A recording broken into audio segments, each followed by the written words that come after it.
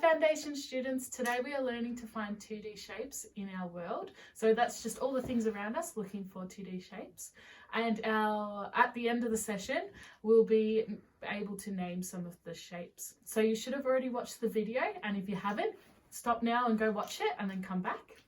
So today I'm going to teach you some of the names of the shapes, so when you're looking for them, you'll be able to say what they are. So here is our anchor chart, 2D shapes.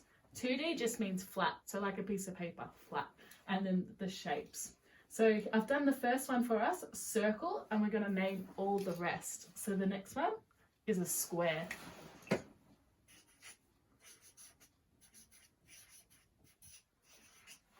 Here's our next one, a rectangle.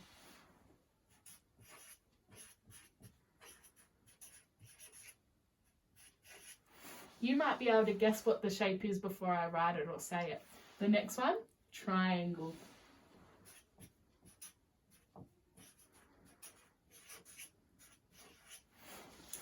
Next one here, oval.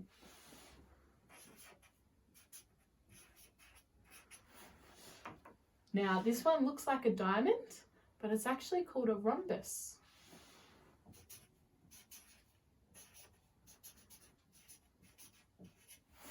Some people do call it a diamond though. This one here, trapezium.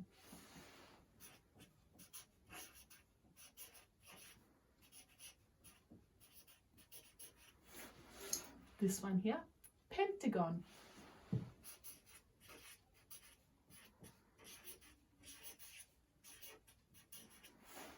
And only 3 to go. This one here, hexagon.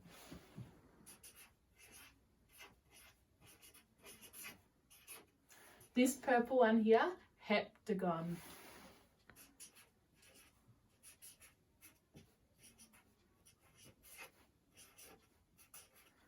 And lastly, this one here, the red one, octagon.